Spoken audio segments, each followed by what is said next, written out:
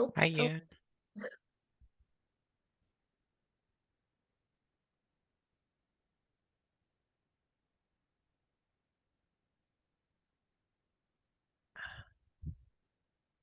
Oh, a bunch of people in the waiting room. Admit all. Okay. You ready? Yeah. Okay. Should I just start now or wait for? Give people another minute. I got this started a little late because Zoom decided it was essential to install an update right at this very moment. So we'll give people just another moment in case their Zooms are also updating. Okay, go. Um,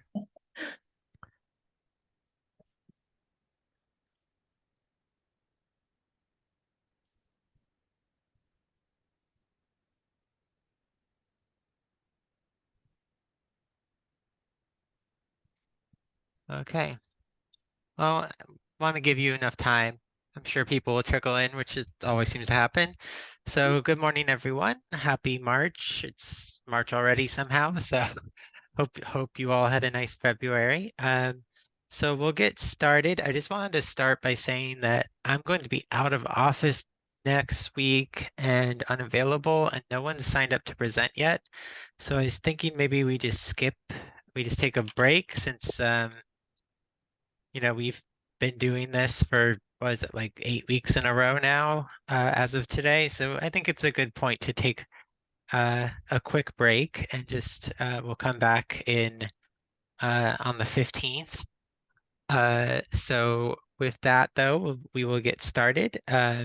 So today, Yoon will be presenting, and she'll be presenting uh, chapter 7, which is about environments, which I'm really interested in because I have no idea. I know what an environment is. I have no idea how they work. So really curious. Take it away, Yoon. Okay, so I'll start sharing my screen. Okay, can everyone see my screen? Yep.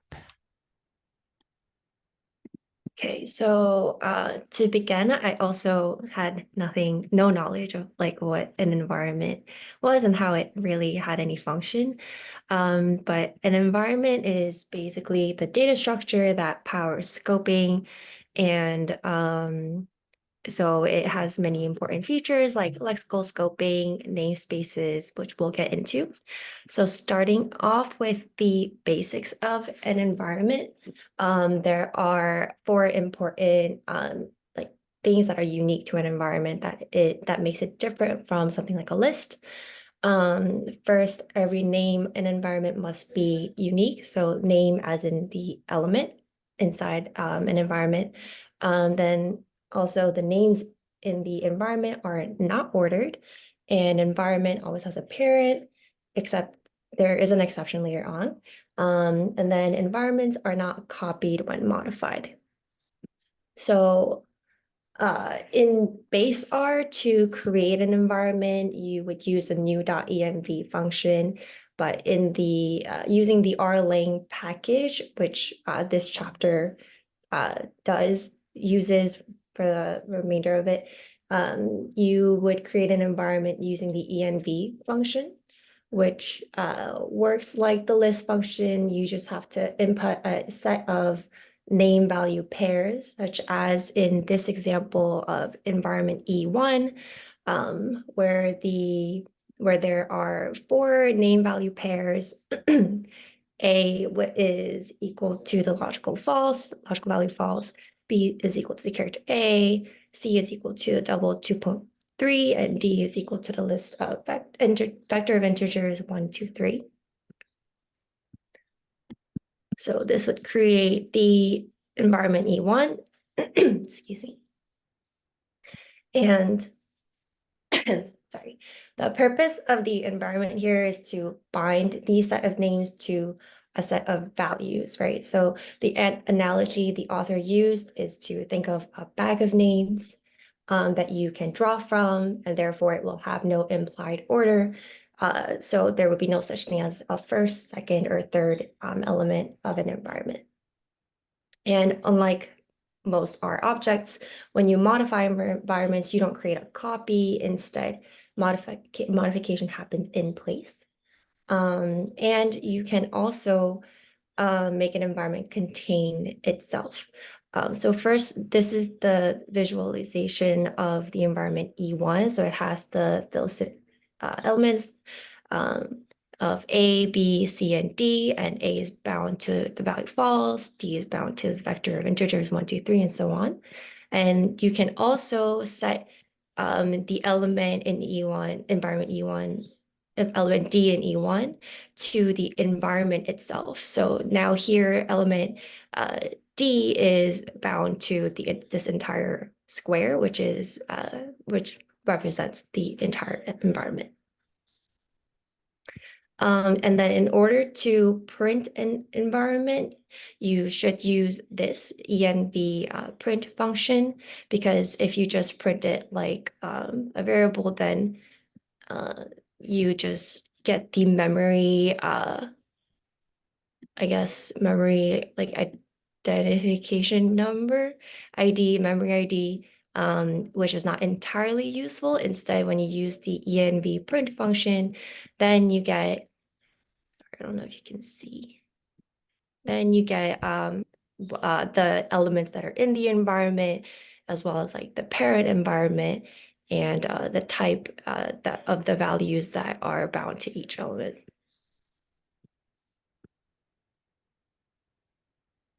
And the env names function gives you it lists the names, each element that is in the environment as well.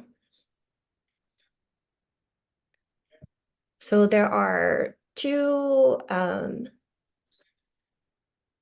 important environments that the chapter talks about. The first one is the current env function, which accesses the environment that the code is currently executing.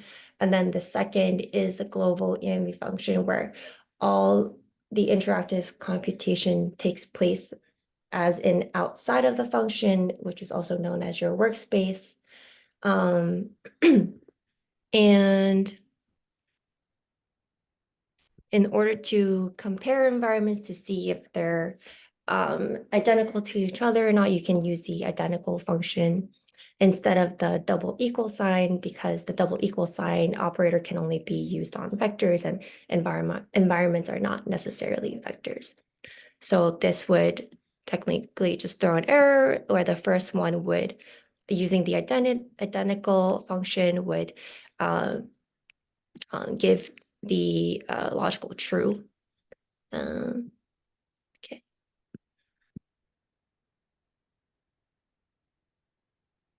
Then we talk about, then the chapter goes on to talk about what parents are, and they can be thought of as ancestor environments that are basically higher level environments to your current one, and R uses parent environments to implement lexical scoping.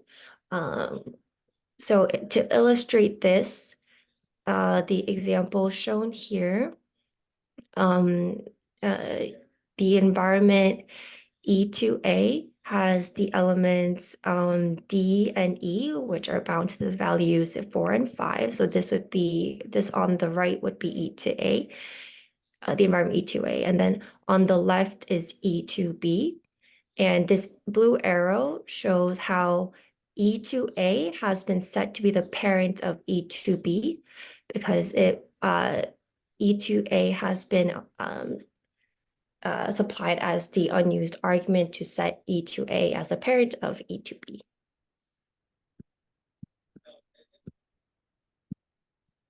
And in order to see what the parent of each environment is, you can use the env parent function. So running this, you can see that it gives the memory ID of the parent environment for each. For E2B, as we said, this is the memory ID of the environment E2A.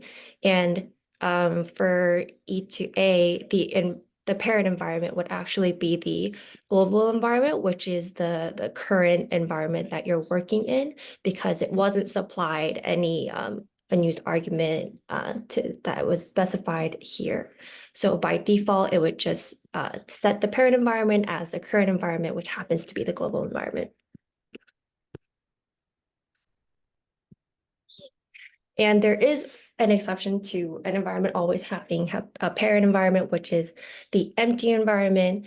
Like it suggests, the environment is empty, so it would have no elements, and it also doesn't have a parent element.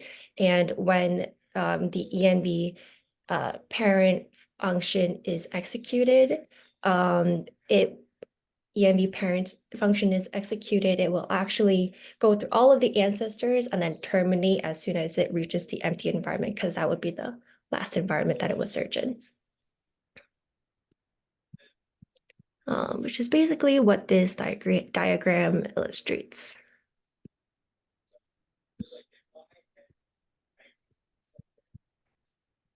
Okay, and so next, oh,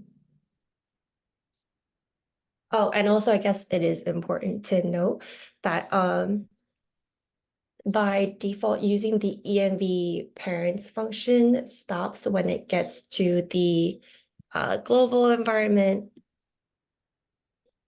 as here, because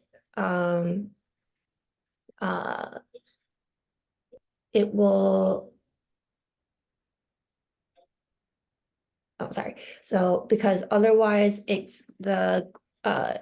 would go on to list the packages that are attached to the global environments, which I will talk about later, but technically the parents, the packages that are attached to the global environment are seen as parents of the global environment. But because there are so many packages that are normally loaded already in your console, it would not be ideal to list all of them when you are trying to look for the parent of an environment specifically.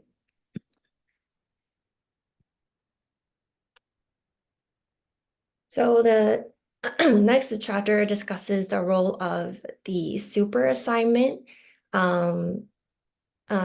which is basically, which looks like the normal assignment operator, but it has another left facing arrow head. And unlike the regular assignment, which creates a variable in the current environment, the super assignment does not create a variable in the current environment, but instead looks into the parent environment and sees if there is the variable in the parent environment, and it would modify that. And it would never modify the variable that is in the current environment. But the downside to using a super assignment would be that if it doesn't find the variable, let's say X in the parent environment, such as if that happens to be the global environment, then it would just create the variable X pretty without, and that could happen without you knowing. And this would be undesirable because you would risk making links between the global variable and the function, which may not necessarily be obvious. Okay, so a couple of things you can do. The environment. You can set, you can retrieve elements or set elements in an environment. For this, you can use the $sign as you would to get something from like a data set. It's like the same concept.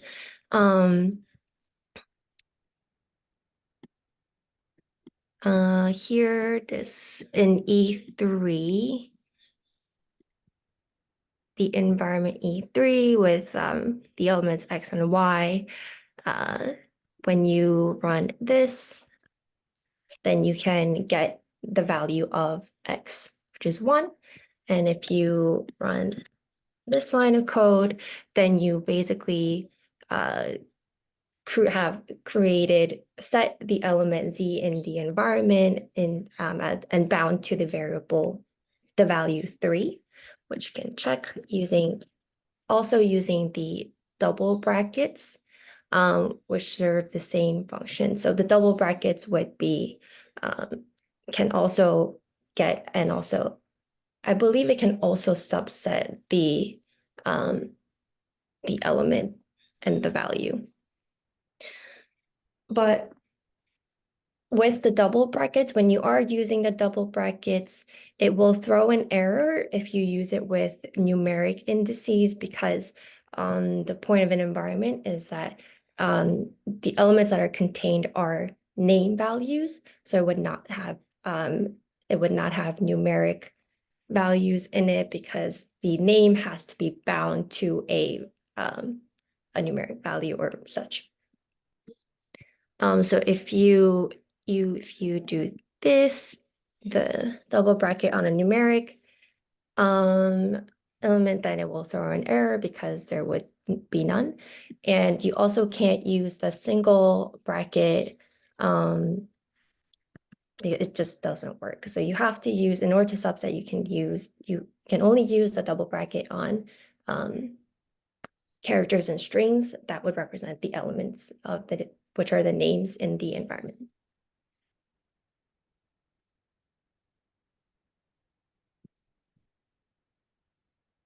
And this part is just saying that if the binding doesn't exist, so before in E3, there was no element or name called XYZ.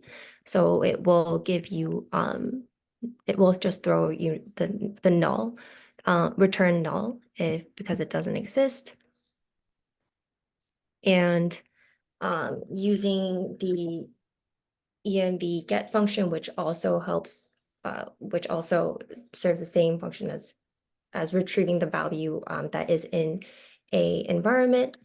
If the element ever doesn't exist, then it will throw an error.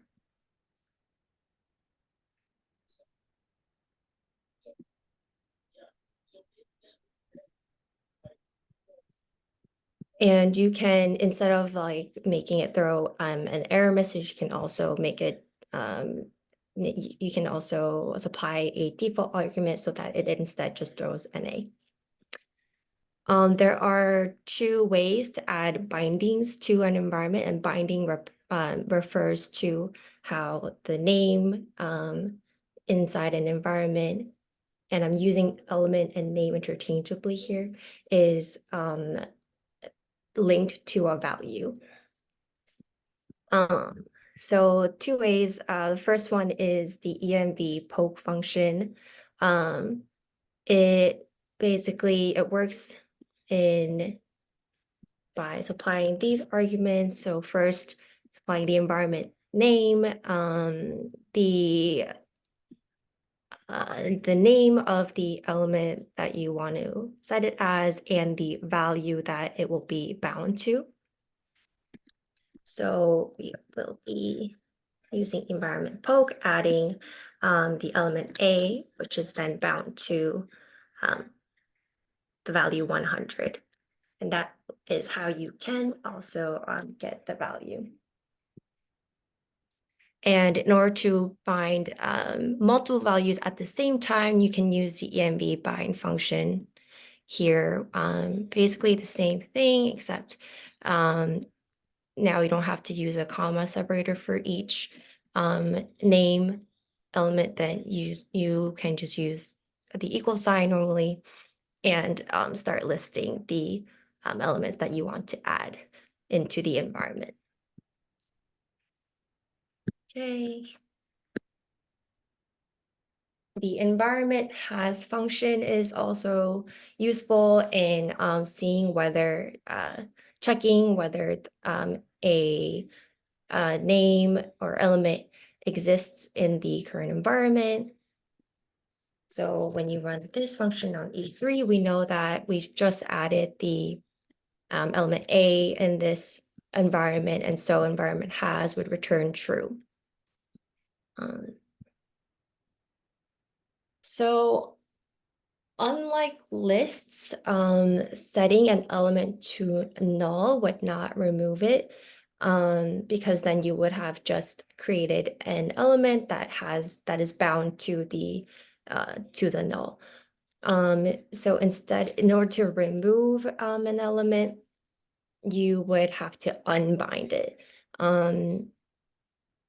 So here,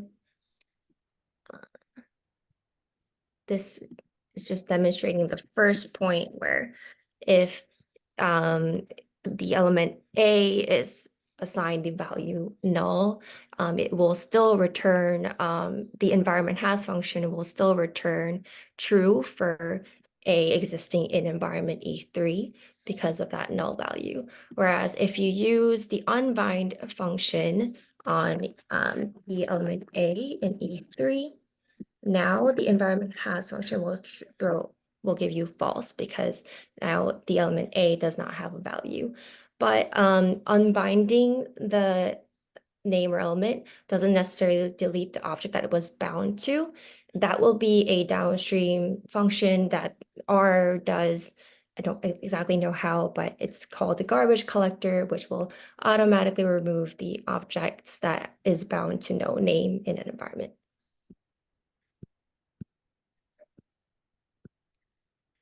Okay.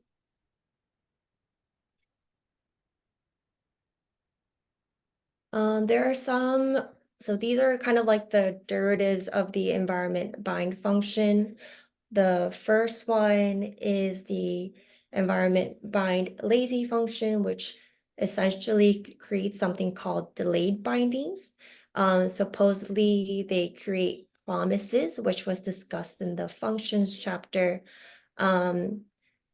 I did not necessarily understand the full concept of this, but I think it ultimately means that the values are evaluated the first time they are accessed instead of when it is first set. But correct me if I am wrong. That is why I think, which is what this is trying to demonstrate. So if you see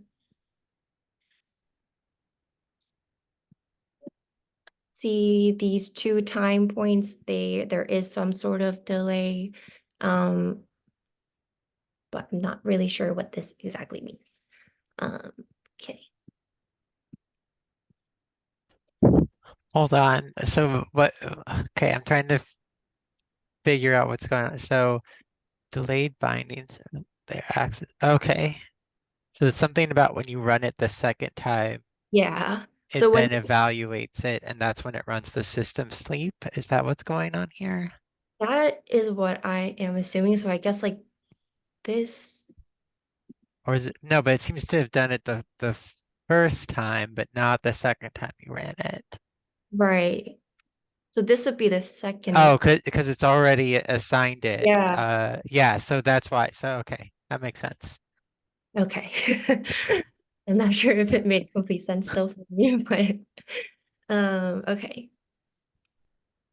And then and then in there's the environment bind active function, which does the opposite. It creates active bindings and they are recomputed every time they're accessed. So let's say you use this function to create an element Z1 in the environment, in the current environment, and the runIf function basically just creates random derivatives, deviates of one, of the value one. And so if you run it the first time you get 0.157, and then if you run it the second time, it's recomputed, so it would give you a different value. Okay. So now we come to the exercises. The first question was list 3 ways in which an environment differs from a list, but I've listed all of the unique features of an environment in the beginning, so I'll just skip this. And then the second question was to create an environment illustrated in this picture. So we can do this by first creating the environment using the environment function, where you set the element called loop as the null value as a null. And then in order to assign or bind loop to the environment itself, you would use the $sign to get loop and then assign the environment ex2 onto loop. So then when you print, you execute all of this. Now you have the binding as loop bound to the environment, which is ex2 where the loop is in itself. Loop element is in. And then number 3 was to create a pair of environments as illustrated by this picture. So the left on the left side in environment ex2, now the loop element will be bound to the environment on the right side, which I'll call ex3. And then inside ex3 is an element that is bound to environment ex2. So in order to do this, I've just created another environment, as I said, ex3, entered an element called dedupe and set it to null. And then I set the original ex2 environment such that now loop is bound to the new environment ex3, and then I would get dedupe and set ex2 the other environment or bound and then bind it to the element inside ex3 dedupe. And when you do this, now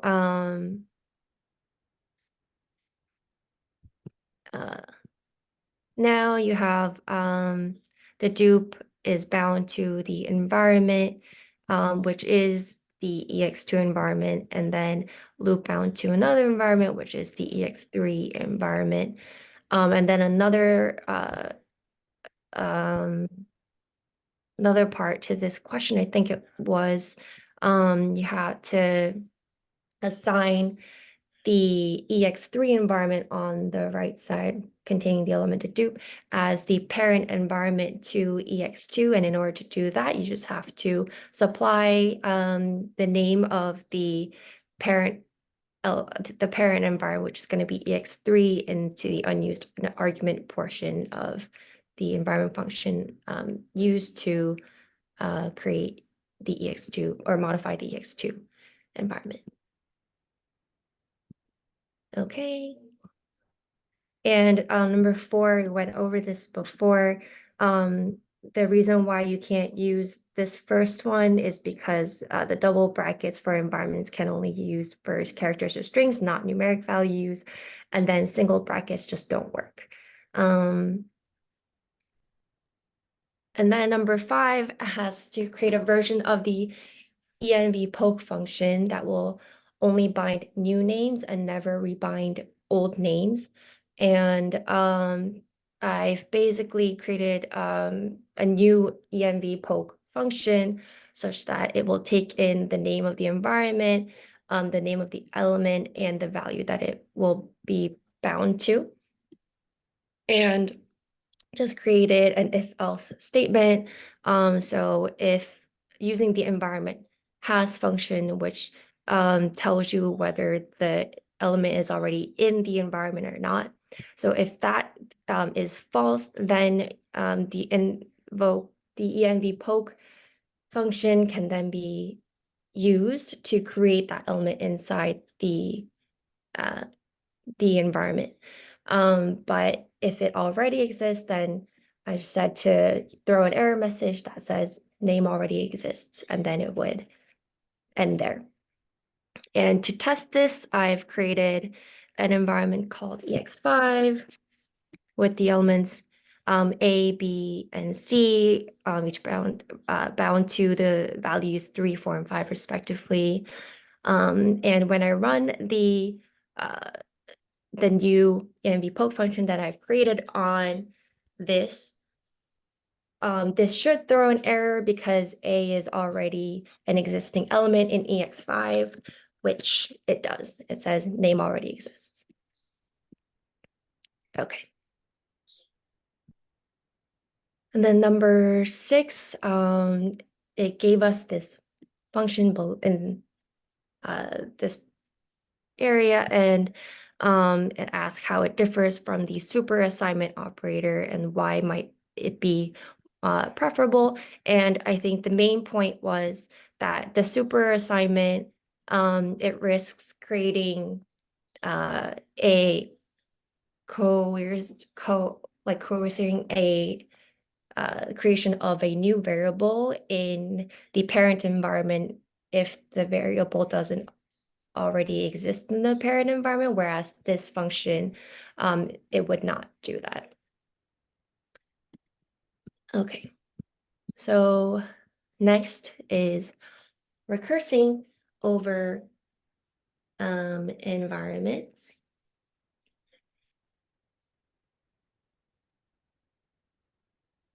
And basically recursing would mean operating on every ancestor or the parents of an environment instead of just the working one. So let's say you wanted to find an environment A, not only would it look in the current environment, it would use a function like where to look for the element to see if it exists in its parent environments or higher level environments.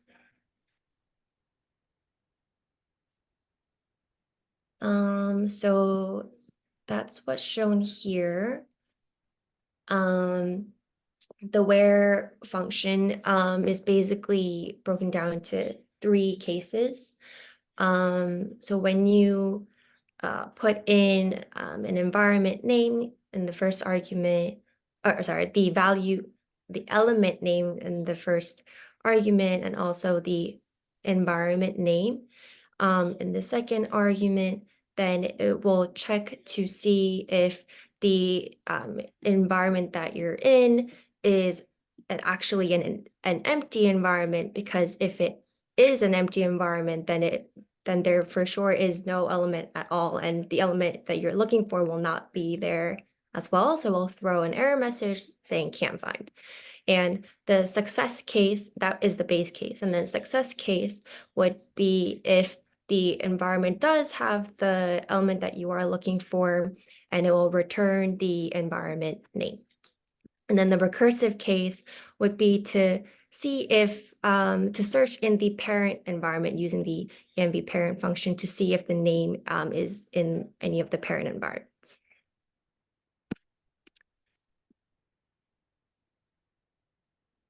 I think these are just some examples. Let's see.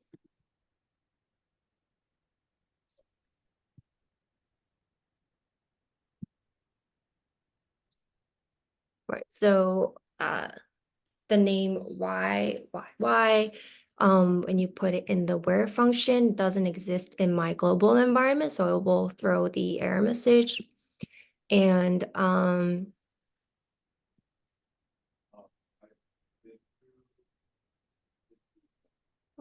no, predicate. Let's see, not sure why this would. Not really sure why this would throw an error.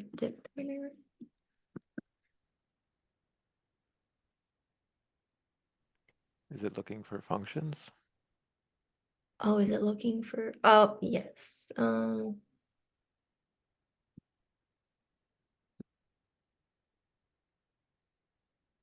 guess so.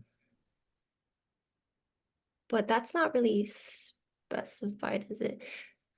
But anyways, I guess it's just looking for functions. So then because this is just a value, it will throw an error saying that the function was not found, whereas then the main function is does exist in the OO environment, so it will return the environment that the main function is in.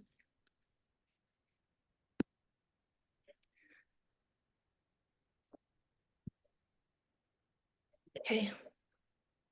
So this is illustrated in the diagram below. So from left to right is the environments E4B, and then this is E4A, and this would be the empty environment. So when you use the function where on these environment, it will search for the elements not only in the current one, but also in its parents. And in the last case, when you try to look for the element C, starting from E4B, which is the one all the way on the left, it doesn't find it in E4B, so then it looks for it in E4A, the parent environment, and then lastly, it will hit the empty environment, and then it will throw an error.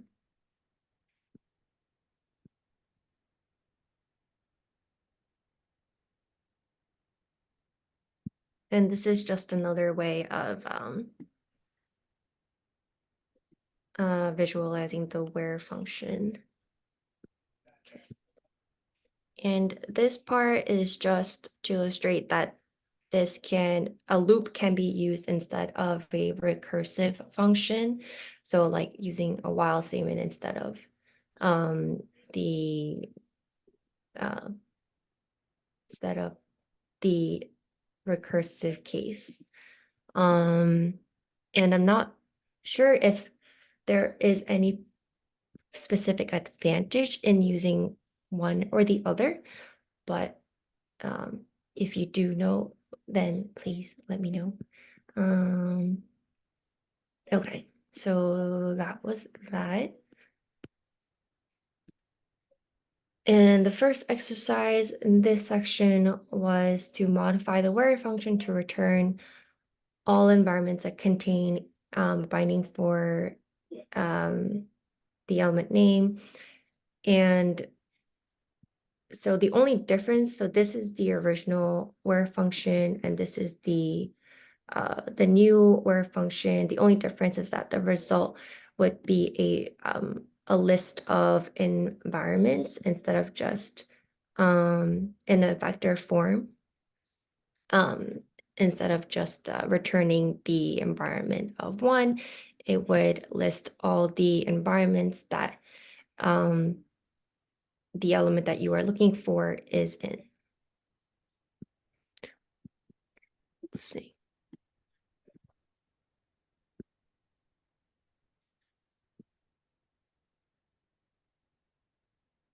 And then I guess I could test it. And since we know that the element A is in all of these three functions, in E1A and E1C environments, we should get the two environments, and these are their memory IDs. The second exercise asks to write a function called fget that finds only function objects. And it should have two arguments, the name of the element and the environment that is in. And I think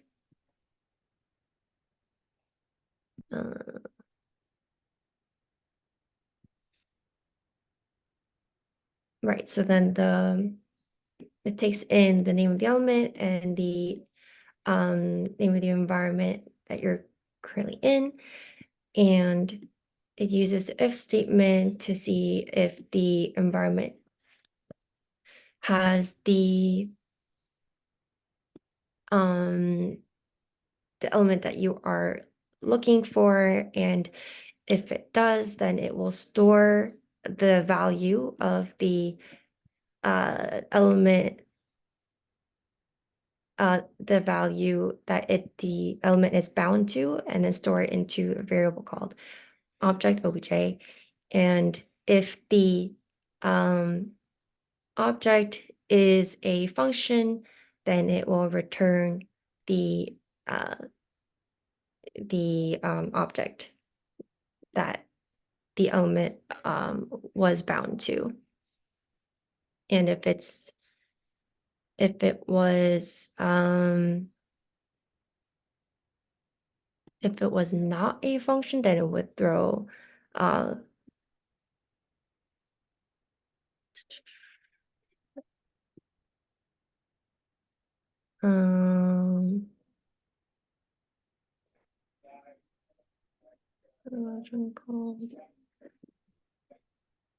oh, sorry. If the environment is identical to an empty environment, then it will just automatically throw an error message, and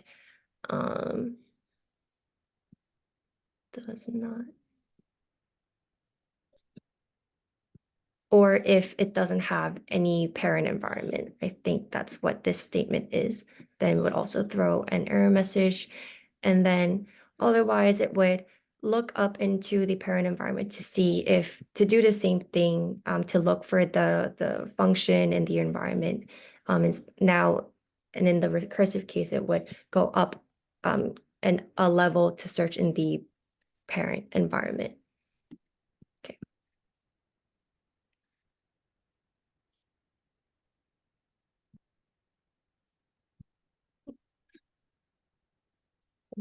This is just a test. And because this is not a function, it would throw the error message, could not find the function. Okay.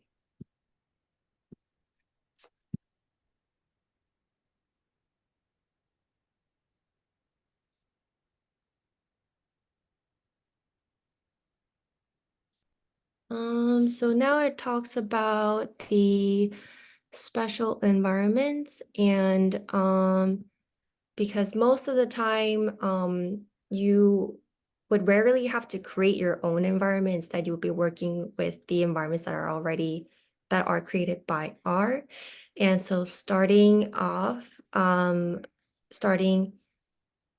with package environments, these are basically the packages that you would load in your R session using functions like library or require. And so each time you load a package using these functions, the package environment would become the parent of the global environment. So the immediate parent of the global environment is the last package you attach, and the parent of that package is the second to the last package you attached, and so on in that order.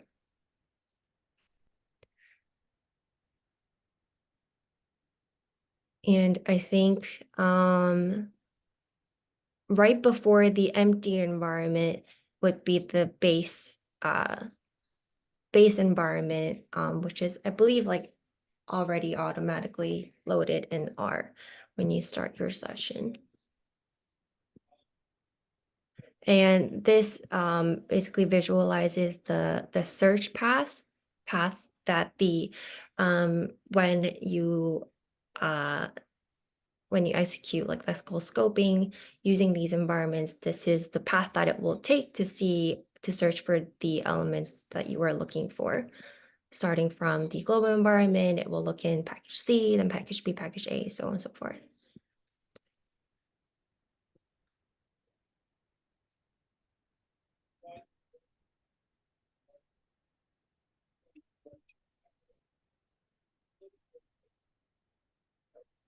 The attach another package environment changes.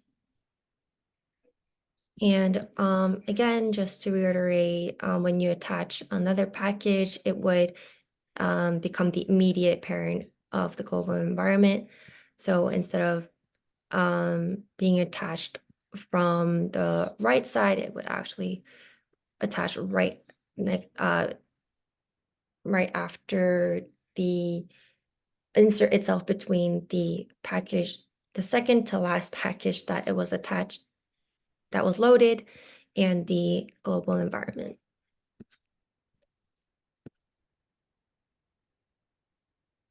So then now I'll talk about the function environment. And so when a function is created, it binds to the current environment that it is created in. And this together creates the function environment, which is used for lexical scoping when you are executing a function. And this is also known as closures, and it is sometimes used interchangeably with function. And you can access the function environment using the function fn-env, I believe, which is what is illustrated here.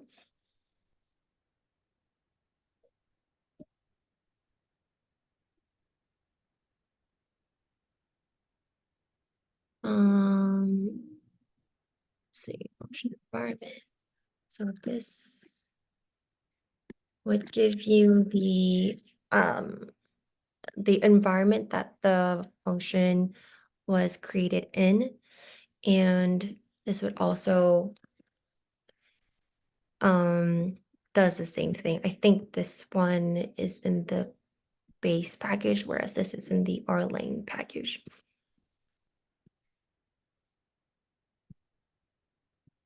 And this is just another diagram that illustrates this process. So the function is represented by this rectangle with a curved side. And so when it is created, it is bound to the environment that it was created in, shown by the black arrows, that the black arrow here that points back to the environment, the global environment, and and F is bound to the function that itself.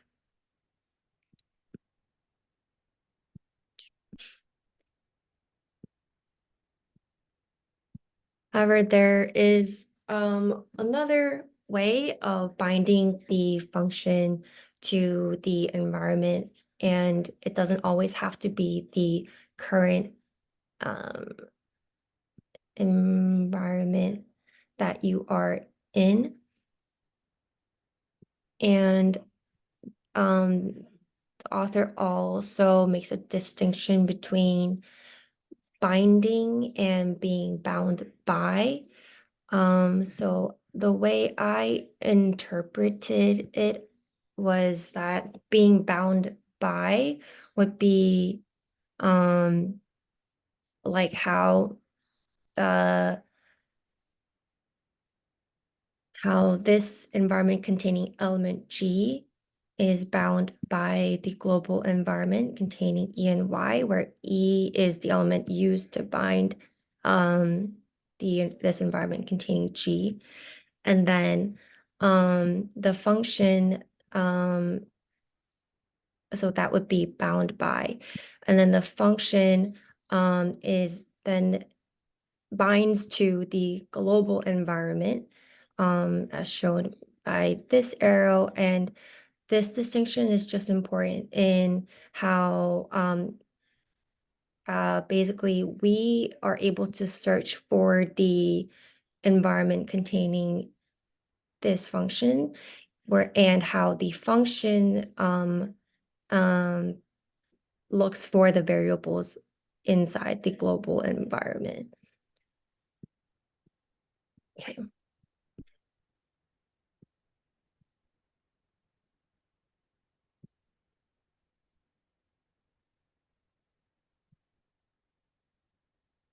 So then this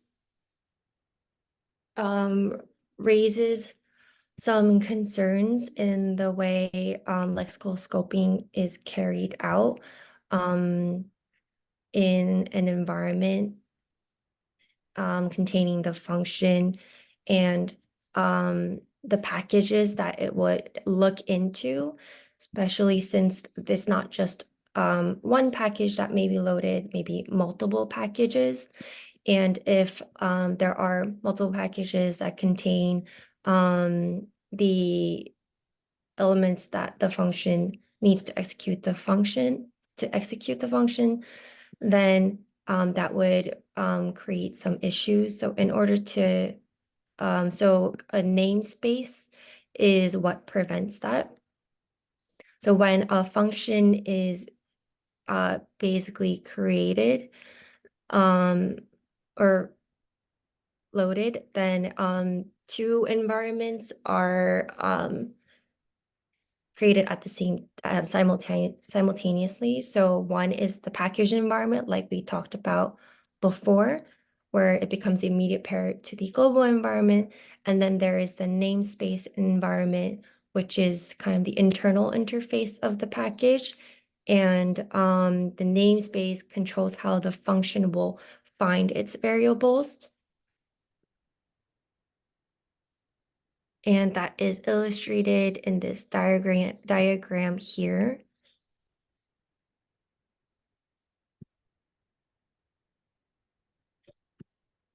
So this would be the function called SD. So when it's loaded, the package environment is created and the namespace environment is created. And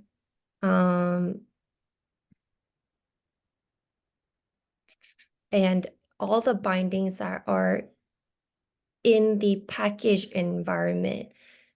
And I guess that includes all the other functions that this package contains and what it is bound to. Namespace is basically a replicate of that. And this fixes the problem of this function mistakenly going into other package environments to look for the functions that or variables that it needs, because the namespace environment has an import environment that contains all the bindings that, like I said, that's also exactly the same as the package environment, and also the base environment bindings that is an ancestor of the global environment. And ultimately, it would execute the functions like lexical scoping this way, such that the user would load the package and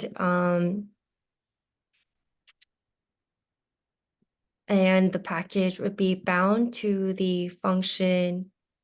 So the function would be bound by the package this way with this arrow, but the function searches for its variables using a different path and using the namespace environment and the import environment, which is also contains which is also linked to the base environment. Or not the original base environment, but a duplicate of the base environment. And so it would, instead of flowing, instead of like a backflow into when it searches for the variables that it needs, instead of going right into the global environment and then entering or accessing packages in the bottom,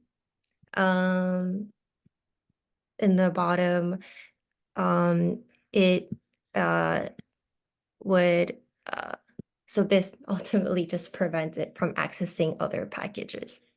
Okay.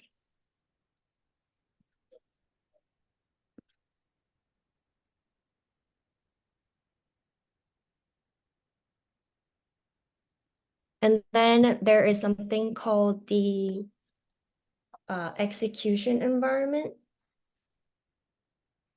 Sorry. And the execution environment is like a temporary environment that is created when a function is running. And let's see.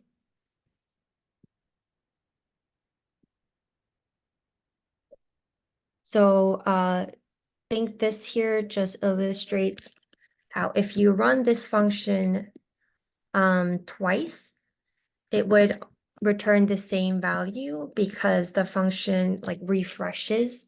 Because the point of an execution environment is when the function is running, it executes the code and then it would disappear and then it would reappear when the function is executed again.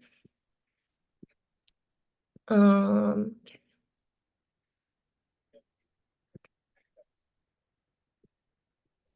I think this is another example of the function h, and there it is called in the global or the current environment here with x equal to 1, which is the first step. So this would be the current environment binding that binds the environment to the function named h. And once h1 is called, now the function is called with x equal to 1, and then this execution environment appears, theoretically appears, and it would bind the x value, the x element inside the execution environment to the value 1. And then it would perform the rest of the code where we know that 2 is assigned to the variable a, and it would perform x plus a. So then when you call this function, you would get the value 3.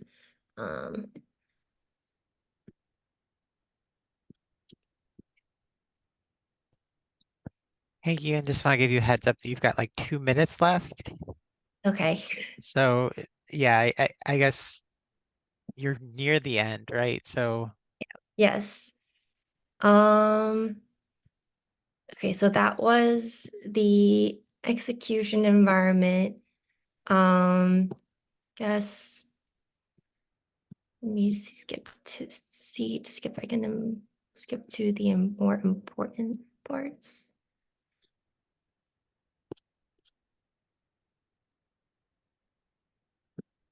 Okay, and then the last environment are call stacks. And basically call stacks describe the path, the path it takes to access the functions. And it's made up of frames, which is the element of call stacks. And I guess getting into this would be kind of pointless.